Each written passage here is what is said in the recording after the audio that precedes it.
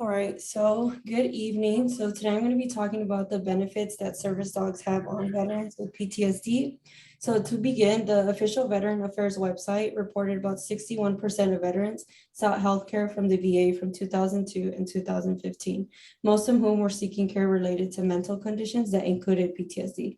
So unfortunately, it's shown that veterans are less likely to seek help if it's related to a mental condition compared to a physical one. So this means that there are many more that require help but do not seek it or they aren't reported specifically. So for this reason, service dogs are really helpful in a way that they could increase overall happiness and help them transition into society without the veterans necessarily feeling too vulnerable about it.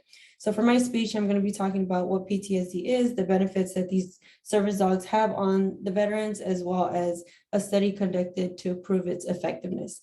So before I actually go into my speech, I wanted to do show you a quick diagram. Okay. Sorry. So I just want to show quickly how PTSD affects veterans specifically. So it states that 300,000 veterans who returned from Iraq and Afghanistan are suffering from it. 2/3 of veterans with it have major depression, as well as 17 veterans commit suicide each day in the United States. So I just wanted to briefly show that just so that you guys could get an idea of how much that PTSD affects these veterans. It's not just something that they're sad or they just have nightmares, like it's very much real. So what is PTSD? So PTSD is a psychiatric disorder that can occur in people who have witnessed or experienced a traumatic event. So symptoms include flashbacks, social anxiety, difficulty sleeping, or feeling detached from others. So one thing that service dogs really help in regards to this is that they actually help them interact with the dogs as well as other people. So the European Journal of Psychotraumatology published a study in 2018 that concluded that these interactions increase levels of OxyContin, which has been found to cause a positive mood and decrease negative emotions. So they also found that simply by having these service dogs around, they actually decreased anxiety, as well as they actually were able to calm the veterans down when they did have any symptom manifestations. So the second visual that I'm going to pop up here is actually it's an image or two images that are side by side that show veterans out in the street. So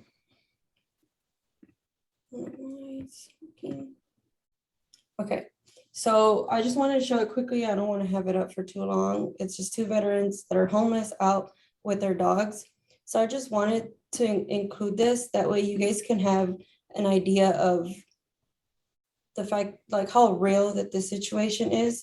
So this is actually published by the official Veteran Affairs website that specifically works with the San Diego healthcare system. So not only is this local, but it's also something that is very like hits home for us, because for all, like I know a lot of us know people in the military, or we probably know someone that knows someone, because San Diego is so military friendly. I also wanted to show that even when not registered as service dog, these veterans are going out of their way to get an emotional support dog and practically finding ways to gain a companionship. So these service dogs not only help veterans who struggle with PTSD work on themselves, but they also help them work on social relationship with others. For example, so having a dog, you have to take care of it, groom it, feed it. And to some, these are simple tasks where I know some people are saying, well, why would someone with PTSD want this responsibility? But these tasks to veterans are very helpful in the sense that they help them become more nurturing and more independent. These dogs actually allow them to show protective behaviors and develop a daily routine, which can also decrease negative moods. So it also encourages them to possibly join a support group or even a hobby, and ultimately help them transition back into society. So I'm not actually going to be going into a study that proves the effectiveness of this. So in 2012, Dr. Esnria and Dr. Love published a study on the use of psychiatric service dogs in the treatment of PTSD. So this is actually conducted for the US Army by the US Army to understand how they can help their veterans transition back into society that struggled with this. So this study mainly focused on the difference of having a service dog and not having one. So one group actually had the treatment plan as well as a service dog from the beginning, and then the other group was given that until halfway through the experiment so they could see whether it actually changed the way that they behaved or not. And after conducting behavioral assessments and studying PTSD manifestations, The study concluded that with almost every symptom, the group that had the service dogs reported a decline in symptom manifestation, whether it was to perform a task, to alert their veteran of a possible flashback or something that triggered them. The dog, as long as he was familiar with what was going on or was at least given a command once, he was able to assist the veteran in some way, overall proving the importance that service dogs have on their lives and the symptoms that they do have. So in conclusion, there are many benefits that service dog can have on veterans, which include helping them perform daily tasks and overcoming the barriers that come with PTSD. In addition, they help veterans learn to socialize and create relationships, along with helping them be able to contribute to society and live prosperous lives overall. So to some, man's best friend is simply seen as another member of the family, but to veterans like this, they're seen as heroes, helping them one step closer to finding themselves again. So thank you. Well done. Job. All right. I'll go next. Hello, my name is Karima Bryce, and I'll be talking to you about sex trafficking. She says up to 30 men a day, 7 days a week for the best part of 4 years, 43,200, Romo 2017. This was a number that stayed in my head for a long time after reading this article. It was the number of times she had had sex in her sex trafficking in those 4 years. Sex trafficking is a type of human trafficking. According to the National Human Trafficking Hotline, sex trafficking is a form of modern-day slavery in which individuals perform commercial sex acts through the use of force, fraud, or coercion. Sex trafficking is a particularly degrading type of human trafficking, defined generally as recruiting, enticing, harboring, transporting, providing, or obtaining either an adult for commercial sex by force, fraud, or coercion, or a juvenile for commercial sex regardless of the means. Musi 2009. Today, I'll inform you about how people are brought into sex trafficking, the conditions they deal with once they are in sex trafficking, and ways to spot sex trafficking around you. So my first visual aid I'll be showing you is a barcode that says I am not for sale. When we think of barcodes, we think of things that are in clothing stores or grocery stores, not something that we would put on a human body. So I feel like this visual aids was perfect for my speech to explain why human trafficking and sex trafficking is such a huge topic. Traffickers are experts at finding those moments when people are vulnerable, of working the angles, of manipulating reality and leveraging fears. Polaris 2018. Traffickers will manipulate their victims by showing them love and giving compliments and attention. Traffickers get to know their victims, their wants, their needs. They dangle that fantasy or dream in front of them. They buy their victims expensive gifts to show that they care and that they can take care of them. Many of these victims come from low income or poor backgrounds, so when they see that someone can give them that attention or love or the gifts, they begin to trust them and their guard begins to drop, which is what the trafficker wanted from the beginning. Many of these men and women also come from backgrounds of abuse. The traffickers see this and prey on them and promise them a better life or pretend to be a boyfriend or girlfriend so that these girls, boys, men, and women begin to trust them. He romanced her quickly and smoothly. He surprised her at her job to say hello. He learned her class schedule. His attention was absolute. Cardona, 2019. Sarah met a guy at a bar who was showing her a lot of attention, what she always wanted.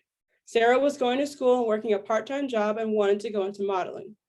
This man started pulling away from Sarah and she wanted to do whatever she could to get that attention back. He promised to take her to a modeling job. One day they arrived and she soon found out that it was not a modeling job. It was her first time in her 6 months of sex trafficking. Another tactic that some sex traffickers will use is the use of force. It's not common, but they still use it. Traffickers will use threats or violence to grab men, women, and children off the street. Some traffickers will grab their victims off the street using some kind of weapons or restraints. Once they have their victims, they now use tactics to keep them, such as close monitoring, physical assault, sexual assault, threatening to hurt them or their families. And if the victim is illegal, they'll use threats of deportation or telling the police officers about the crimes that the victim has committed. Once these victims are part of the sex trafficking, they face many conditions. Human Trafficking Hotline says residential brothels are typically informal underground businesses operating out of residential and non-commercial areas. According to dictionary.com, a brothel is a house of prostitution. Brothels are in homes, apartments, and many buildings around us. They are where the traffickers have their victims live and the buyers come. The victims are lined up or put in a room for the buyers to come and go as they please. The brothels are run by people working with the trafficker or for the trafficker. The brothels are under constant surveillance and security so that they can watch the victims and make sure they aren't trying to leave or trying to escape. The human trafficking hotline also says hotels and motels are a common venue for sex trafficking due to the ease of access for buyers, the ability to pay in cash and maintain secrecy through finances, the lack of facility maintenance or upkeep expenses. Sex trafficking also has a huge impact on the physical and mental well-being. Drowning in addiction, manipulation, and abuse, they feared the thought of breaking free. It was a daunting and equally terrifying and unachievable task. Doll 20. The physiological impact of victimization may be more severe than the physical violence. WHO 2012. Many of the victims are exposed to sexually transmitted diseases, unwanted pregnancies, infections, or mutilations from the doctors who are supposed to be there to help them. Since the sex traffickers can't bring their victims to clinics because it would raise too many questions, they have doctors come in. The tools they use are not always cleaned, which is what caused the infections or mutilations. They suffer from malnourishment and dental problems. They go on to have substance abuse problems from the drugs that is given to them by the sex trafficker, and mental abuse problems such as PTSD from the things they go through and the things that they have witnessed. There are many ways to spot sex trafficking around you. The name of the man who brought her there was tattooed on her body, Doll 20. Some warning signs are physical abuse, such as bruises, cuts, them being overly tired or paranoid, unusual tattoos or brandings. The person they are with are controlling. There's sometimes a large age gap. The person may have multiple phones. For those of you who are questioning about someone that you are familiar with, you will notice behavior changes. They will have expensive gifts or expensive clothing that they didn't have access to before. Their new boyfriend, girlfriend, or friend can never explain their job or where their income is coming from. And if it's a girl, they would have multiple pregnancies ending in multiple abortions and STIs. My next visual aid I'll show you is a poster about red flags of human trafficking from the Attorney General of Texas. So like I mentioned, it's the unexplained bruises. Brandings are tattoos, like the barcode I showed you, to show that they are property of someone. The unexplained money are having multiple phones. The sexually provocative clothing are inappropriate clothing for the weather. The claim of an older boyfriend or girlfriend and unable to make decisions or approvals without the traffickers saying yes, that they can talk or that they have permission to talk. I hope this informed you about the victims of sex trafficking and the conditions they face when they're under control of the trafficker. Just because we may not hear about it doesn't mean it doesn't happen. Thank you. That's really good. Well done. Really Thank good. you. Okay, let me set myself up.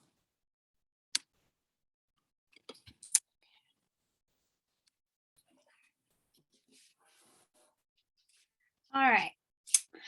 So hello, my topic for today is the pollution problem in the marine.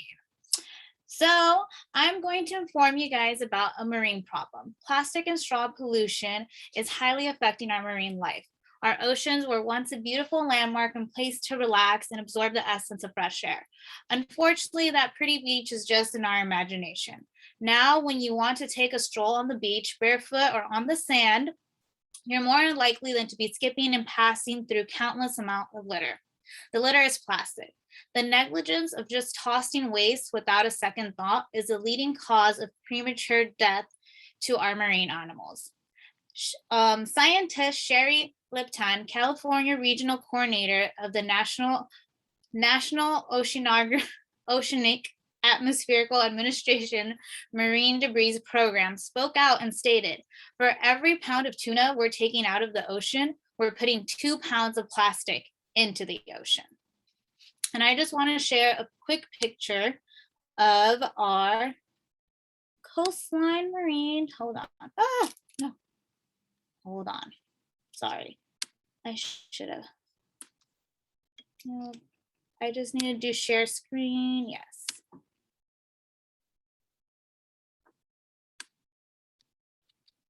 Desktop share. Can you guys see my screen?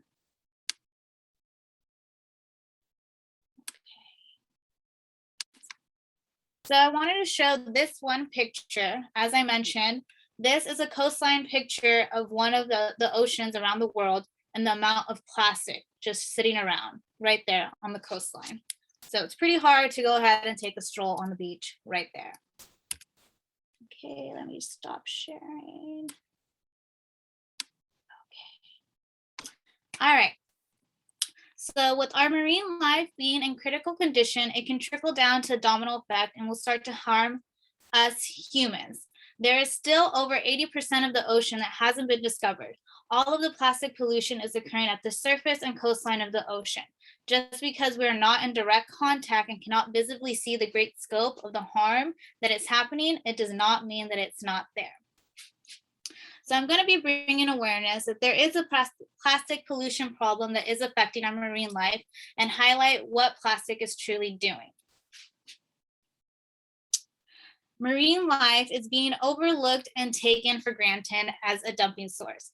The amount of plastic pollution in our ocean is affecting the marine animals, and a change needs to happen. Plastic is rapidly increasing and becoming highly visible. Plastic waste ends up on our beaches, in the ocean, parks, streets, and that is because of poor proper disposal is not practiced, and the waste ends up ultimately in the ocean. The plastic that you may be trying to toss into a trash bin, how usually everyone plays around like, let me see if I can make this shot. So you pretending to go ahead and make your plastic bottle into the trash bin and ultimately missing and walking away is the negligence that happens every single day. And that plastic bottle ultimately will end up at the beach and at your local ocean. So many do this and they just do it carelessly. It's not a second thought, it's just second nature. And it's a really big problem. So I'm going to state some numbers that are recorded and reported by multiple scientists throughout the university and throughout the United States and the world. So one report says, estimates using trash collected on the US coastline during cleanups over the 5 years that there are nearly 7 million plastic straws laying around America's shorelines. They figure that means 437 million to 8.3 billion plastic straws are in the entire world's coastline.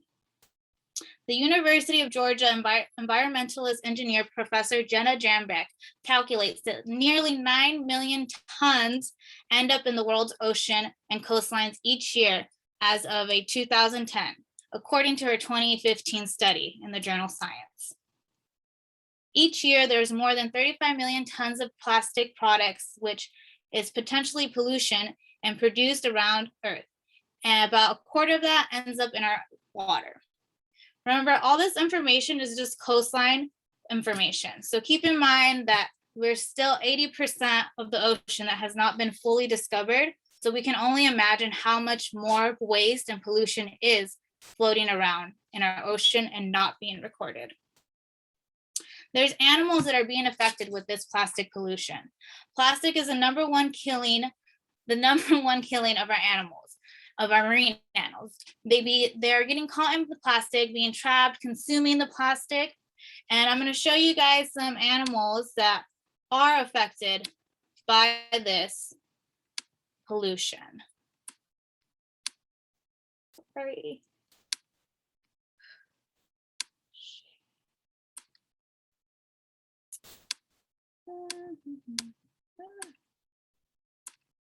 So right here, this is a sea turtle that was trapped in the plastic that you use to carry around sodas, anything that 6-pack, that 12-pack, whatever. That plastic that you end up just tossing randomly, if you're enjoying a beverage on the beach and you think no big deal, that floats into the ocean and potentially traps around the sea turtles. And that body dysmorphia ends up prevailing and changing their body, messing around their organs, and ultimately ending to suffocation and death. And oh, I don't know why I did that. And then this is a bird that has consumed plastic. And usually plastic, hold on. Sorry. So this bird, so approximately seabirds can ingest about 8% of their body weight in plastic, which for a human is equivalent to a woman's having the weight of 2 babies in her stomach. So just imagine all that pollution and the birds consuming it, which is pretty sad. I'm gonna stop sharing and continue. And as well as pollution threats marine animals, fish, and seabird, and it breaks down into microplastic and nanoplastics containing multiple manufactured chemicals that can enter the tissues of marine organisms, including species consumed by humans. The growing pollution, the growing and potential danger of this pollution that will harm humans will cause a lot of health issues. With plastic floating around in the ocean and being consumed by animals, there is a food chain, and we will potentially be eating these animals that are eating the plastic. And so we will end up inhabiting everything chemical-wise that the animal has consumed. That being, the plastics absorb organic and inorganic chemicals from surrounding seawaters, which are called polychlorinated binofuels, PCB, and metals. This is a bacteria that can grow and in the long term have a health issue for us humans. Thus, we need to do an interception and clean up and reduce plastic use. The amount of chemicals contaminating and entering and re-entering the ocean and we need to just remove that entirely. Ocean pollution is very important, but it's insufficiently recognized and inadequately controlled component that's of global stand. I'm sorry. And it possesses a serious threat to human health, and the nature of the magnitude of these impacts are only the beginning and being exposed. In conclusion, what can we do? What is the next step from here to save our marine animals and have a better future? People need to simply take a stronger role in cleaning up the oceans. We need to be able to understand how important one voice, one person, one thing of just picking up litter that you just see. Being proactive is getting involved. Go to your local beach, start a cleanup program. Just spread the word. Next time you see someone litter, just be like, hey, don't do that. Just taking that initiative is a one step closer to having a greener future. And one thing is for certain is people are always getting thirsty. They want to hydrate. So one thing that I want to leave you guys with is instead of going out and buying that plastic water bottle, when you want to quench your thirst, keep in mind to always have a hydro flask. There's multiple water fountains anywhere where you can fill up that hydro flask and consume your water in a more environmental friendly way. And that's it. Good job. Great job, yeah. All right. I'll go next, right? Okay, 1 second.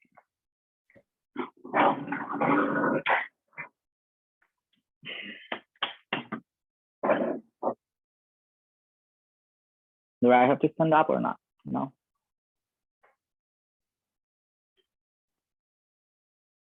All right, my name is Jonathan Rodriguez. I'm gonna talk about drug addiction. The specific purpose of this topic is to make society and my peers know and understand, make them understand that drug addiction is a disease and not a choice. To let everyone know and get a knowledge about how serious and dangerous it is for community and for the people, for the teenagers that is the future community.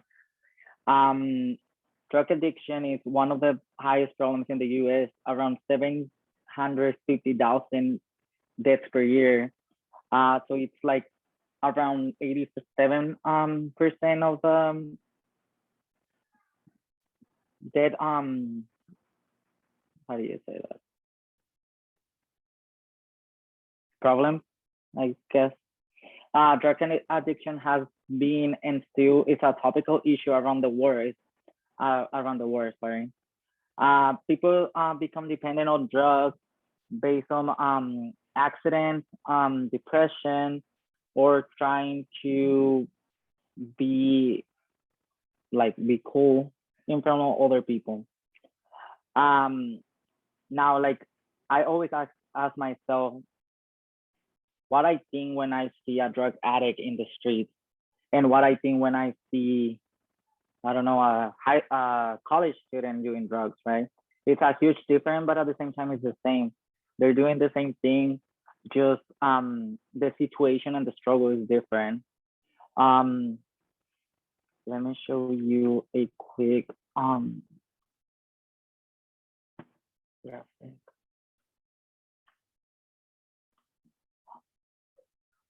How do I share screen?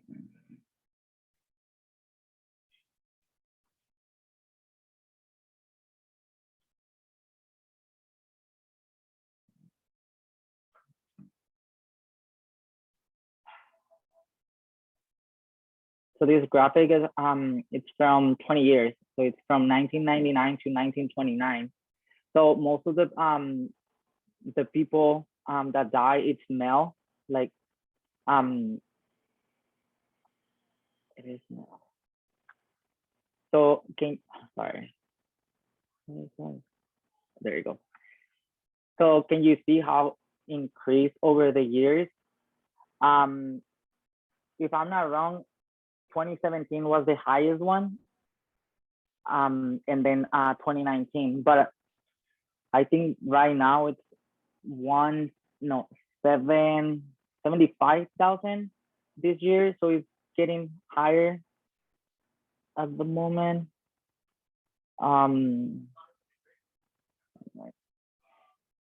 So people who become addicts to drugs because of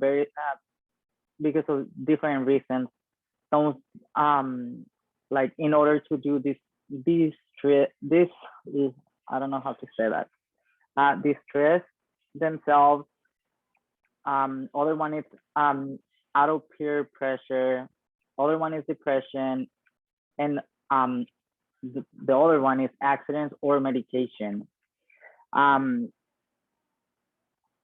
can we help to prevent the increase of this disease if society already has this stereotype about people in addiction? So for me, I asked 3 different people who they deal with drug addiction, right? So they don't have enough support. They don't know how to find resources, and they feel like literally they feel like they're nothing. You know, they feel that they lost everything, and they just get in this set of mind, and they don't know how to change that, which we already have around, sorry, I forgot the number, but it's like a big number of programs and resources to help people in addiction. But these 3 people that I asked them, it's some of them, they just like right on the spot, they told me like, I'm not ready to quit. So how can we help people that they don't want to get help? You know, that's the sad part, because I wish I can help all of them, you know, but some people, they don't want to stop. They don't want to stop. And like I told you guys last time, I experienced addiction in my past for 10 years, and it is true. Like when you're not ready, you're not ready, and it's not that you're not ready, it's you don't want to, and it's nothing that you can do. In my personal experience, I went to rehab 7 times. I went to NA meetings plenty of times, and it was like nothing, you know. I was just there, like I wasn't ready. I was like all the time thinking like I wanna get high, get high, right? So my thing is like, we don't, like every head is like a different word. So like, well, I'm not gonna say what happened in my personal life, right? But I cannot kind of understand them, like, because it is different experiences in life that we went through, and drugs, they help you, you know, like, well, that's what that as an addict we think that that helps because we don't deal with emotions, we just get away from things, but reality is always there. So how can we help them, like, other than talking out of experiences, you know, like many places, it's weird, but right, but like many places you get a job if you have experience like with drug addiction. You can get a job if you went to prison, because you're encouraging sorry, people, showing them that if we can do it, they can do it, you know, like what I do for work right now, it helps me that I went through addiction, because I can understand and I can talk to other people and tell my experience, you know. But yeah, I mean, I think every single person has to think like, what if I'm an addict? What if my mom is an addict? What if my neighbor is an addict? Because I just think like a lot of people just judge people in addiction, and instead of helping them, we're just putting them down, making feel worse, you know. Anyway, well, now that I have an idea, and hopefully you have an idea how this is a disease, I wish I can like could keep talking about this topic, because it is more to cover about this specific topic. I wish I have more time to like read, like I thought we were doing this on Friday, right? But I just want you guys to understand that addiction is something serious. Addiction is a time game, whatever. And if we don't do anything to help other people, then what are we doing? Like, what are we doing with our time instead of like trying to? Honestly, I don't know what we can do as society other than what we have already, like NA meetings, like rehab, outpatient programs, conventions, and all that. But I feel like there is something that we haven't find out what it is. But I know there's something that we can do, and the best thing that I think helps addicts is therapy.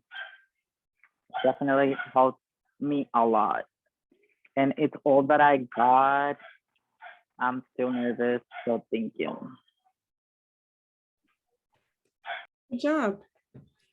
Well done. Good job, Jonathan. Thanks for sharing. Okay. Hello, everyone. I'm Angelia. Can you hear me okay, or should I turn it up a little? You can hear okay? Okay. Sorry. Can you see me still if I do this? Yeah? Okay, cool. All right. Let's see.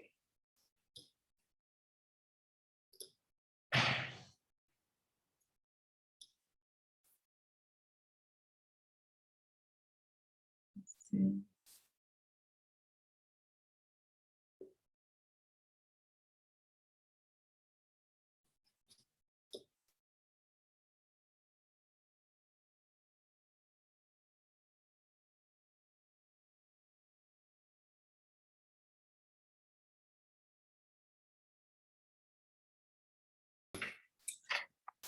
All right, like I was saying, my name is Angelia, and I'm going to talk to you today about travel and how it's been affected by the pandemic. This is just a flyer of people traveling airplanes. You can see that there's nobody at all on some of the flights, except for maybe one person. Some flights have gone out with totally empty. So, like I was saying, my speech is on the traveling during the pandemic and how it could cause anyone to have some anxiety. Hopefully after I speak with you, you can be encouraged to choose to travel as an option instead of staying home. because during the pandemic, travel was one of the most affected industries. My profession is in the travel industry, which gives me insight on the processes and changes of the travel during the crisis. And I research and read lots of articles all the time, mostly because I have to, but also because it's interesting. Since the pandemic began in December of 2019 for most of the world. Since the pandemic started, the airline industry or the travel industry is one of the most affected. Internationally, travel is down nearly 85% worldwide compared to pre-pandemic times, states IATA, the International Air Transportation Association, and an organization that sets industry regulations and policies and collects data for travel. Domestically, all countries' statistical travel data vary depending on their severity of the lockdown, procedures, and outbreak numbers. The process of getting a COVID test differs from state to state and country to country. Some countries require a test with validity inside of a 72-hour window, while others may be stricter. For example, in November, the EU and the US will open borders to each other for the first time in months, allowing travel for people who are vaccinated and present a negative PCR test. Both the process and the costs are not clear or clearly stated on any specific site and change often. What may be the process today will surely change in 2 weeks. So I would like to point out, I would like to make 3 points today. What is a PCR test, why it's important, and the process of acquiring one for travel. So a PCR test is a method of detecting a virus that causes COVID-19 through molecular analysis of a sample collected by a professional through any of several different collection processes. This process has been used since February of 2020 as it is more accurate than an antigen test, which can be collected by nearly anyone and uses 2 different collection processes. Both PCR and antigen are used to detect current infections. So NetPass, some tests you can take to check for antibodies, but you wouldn't use one of those for travel. An incubation period is the number of days between exposure and appearance of symptoms, and that's typically 2 to 14 days.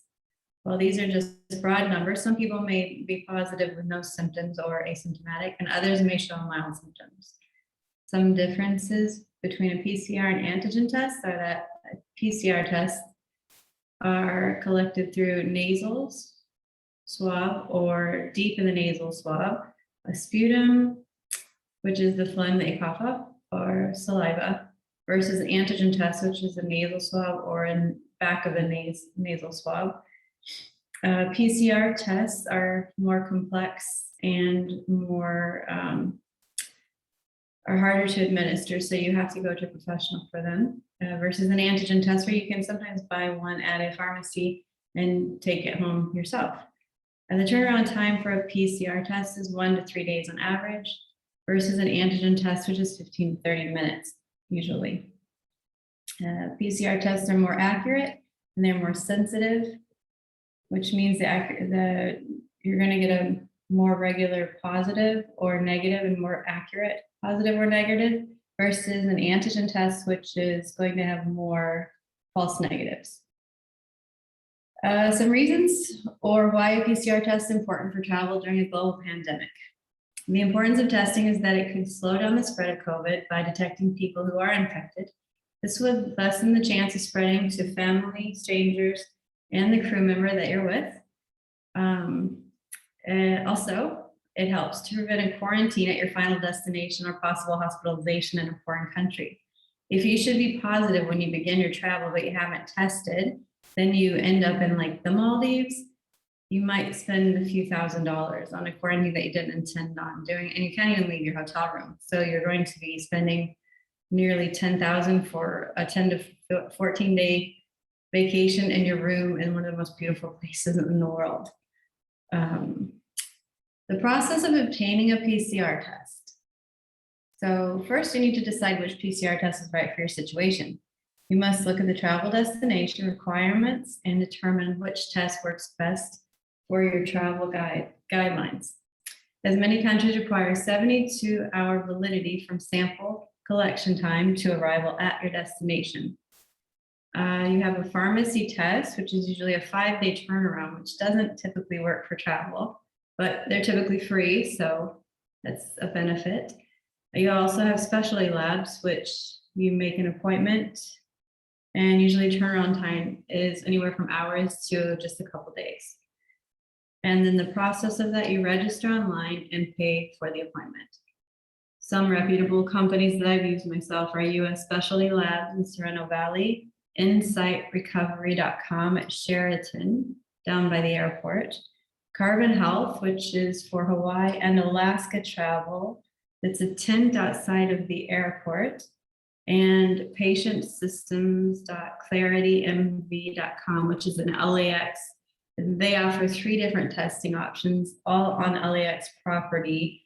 Depending on which turnaround time you want, you can go to terminals 2, 4, or 6. And the prices vary from $125 to $199. Once you decide which test you would like to have, you need to drive to your appointment and either stay in your vehicle and don't get out. They're going to come to your window and you're going to basically get what I've read people's name tags that said professional booger picker. So you're going to have someone stick a thing up your nose, and it doesn't really hurt, but it's really uncomfortable. Then they're going to, or you can go inside and register and wait, and then go into a room to be swabbed, and sometimes wait for your results there. Then you leave, or whatever you want to do, wait for your results, and either they're emailed to you, or you can go and pick up the travel certificate. So for Hawaii, you need a travel certificate that actually says that you're clear, no coronavirus. And just to show you a little bit of statistics, this is data collected from the New York Times. It is just a worldwide view of an industry, how it's been affected since 2019. It's pretty crazy, 85%. Let's see. One example of traveling, if I wanted to go to South Africa right now, I would have to take a PCR test with 72 hours validity going there. Then when I'm there, I don't need to quarantine, but when I come back, I have to take a test that's valid 48 hours. So you have only 2 days to take an international PCR test from South Africa back to Dubai, is where I'm saying. Then you have to, once you show up at the airport, take a rapid PCR test before you board the flight. And then once upon arrival in Dubai, you have to take one more PCR test. So each country has a different agreement. There's no specific information anywhere on any website that tells you how each country interacts with another country. Another example that I can give you would be to go to Hawaii from the mainland US.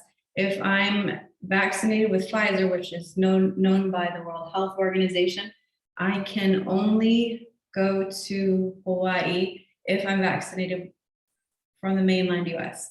So my vaccination is from another country. I can't go to Hawaii unless I have a negative PCR test or I want to quarantine for 10 days in a hotel room. All countries have different agreements. You need to go to the websites for your country and the country you're visiting, and also the airline, and possibly some information on the virus itself. So in conclusion, PCR tests are to check for the presence of COVID. Taking a PCR test will lessen the spread or prevent spreading.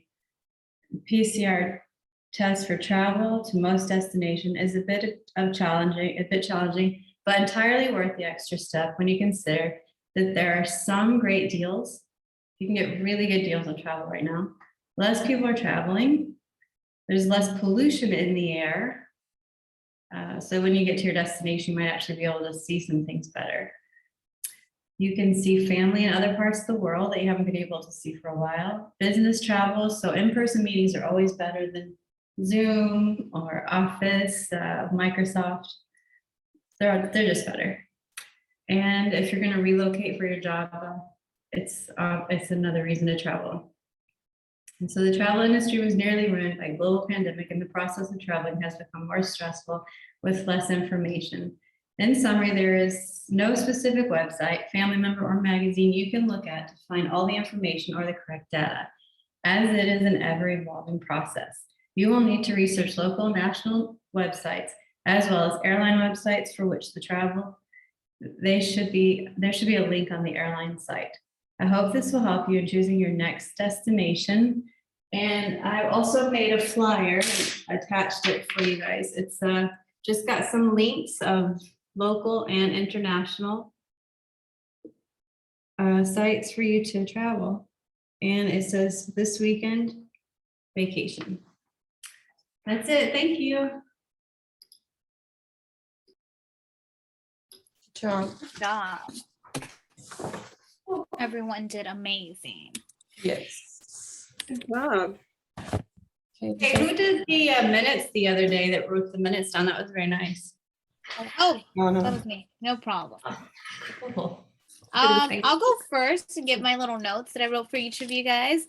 Ultimately, you guys all had great topics. You guys had me interested, all different topics, which we were very diverse, which was cool because I feel like we all learned something different in between everyone's speech.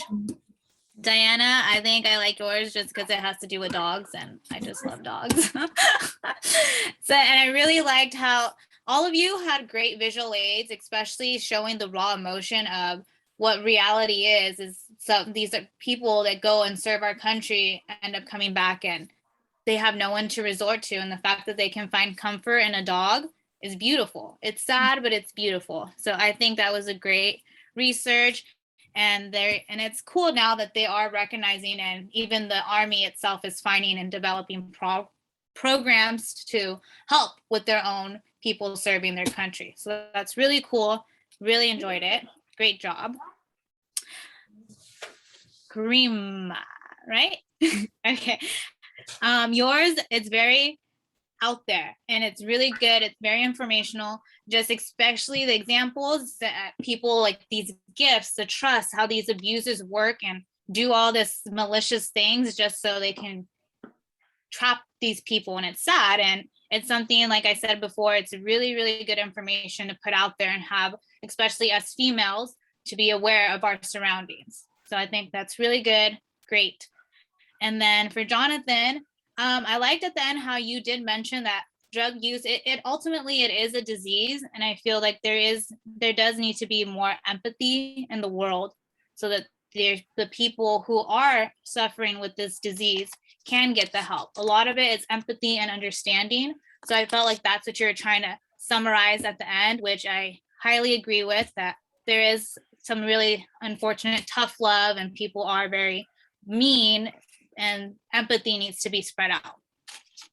Angelia, I liked yours because traveling is fun, and especially because you are firsthand out there being an airline attendant, you get to see, and you do have to do a lot of research. Like, it's crazy. You have to search one website, and then ultimately you could have the wrong information, which sucks because then, yeah, you are spending all this money when you just wanted to go out and have fun in this beautiful area. And it does cause a lot of anxiety just hearing everything that you have to do and then actually just having to do it. That's a lot of pressure. So that was really, really good information to put out there. And just besides the fear, it's important to travel. Enjoyed it. That's my comments. All right, do we have to comment? I don't know. Do we have to for the this one, or do you guys know? I I don't know, but I did. think we at least have to like give something type of Okay. feedback, because I know it's like, I think it's like part of our. I think it's like participation or something. Yeah, I think that's part of it. So I'll go next. So I'll start with Karima. I think yours was like really, I don't know, I just feel like the way you even started your speech, like your introduction was like really intriguing. And I feel like it was just like, had me like wanting to know everything that you're saying, just because it's more like it was informative, but it was very emotional, I feel. And I feel like it really kept me engaged the whole time. For Ariana, I feel like yours was also impactful, and I feel like your images really helped enhance your speech, just because I feel like a lot of people don't think that it's real. They try to avoid the issue with pollution. And so by like showing us images of how it actually affects the animals, I feel like that really makes people be like, oh crap, like this actually is, pretty bad and it could really affect them. But I think you did really good overall. Who do I have next? And is it Angelia or Angelia? Angelia, yeah. Okay. Yours was really informative. I feel like you had like a lot of information, and like you could definitely tell like that topic very well, and it was like extremely informative and knowledgeable. The only thing I would say, I feel like you could see your nerves a bit, and like I would try to use like a little more hand gestures. But other than that, I think you did really good. And then for Jonathan, I mean, I really appreciated that you were like brave enough to like include yourself as a reference and say like, hey, like this is something that I went through. So I feel like that's like extremely impactful, because knowing that you went through this and you're speaking on behalf of it, I feel like is like something really strong, and it really adds to your speech a lot. And I mean, that's all I have. I'll go next. So Angelia, I want to say, because I remember last time there was a comment about you explaining the different tests. I think you did that this time, and it helped me understand things better in your speech, because I didn't know what the different tests were and the process that went with it. So I think you explaining it this time helped me understand more. Ariana, I would say that, because I remember last time you couldn't share your screen. So seeing the pictures this time, actually, I think added to your speech, because we were able to see exactly what you were talking about with your points. So I think that really gave us more of an emotional, especially the bird, when we saw it was inside. So I think that added to your speech, which I really enjoyed. Diana, I think you just seemed very knowledgeable about your topic, and it was something that you cared about. So I think that came across in your speech, which I really enjoyed. And then Jonathan, I think you seemed more confident this time than previously. I would just say to make sure you're standing somewhere where we could see your whole face, because I know sometimes it was just your mouth in the camera.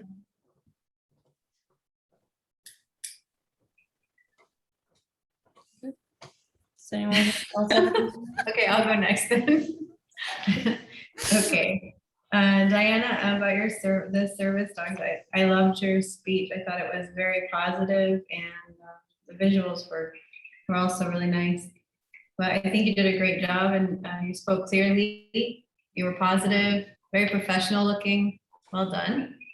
And Karima, you did a great job. I think you're very passionate about it. And I think that when you speak, you make other people want to be passionate about, which is a great thing, because the subject definitely needs more attention.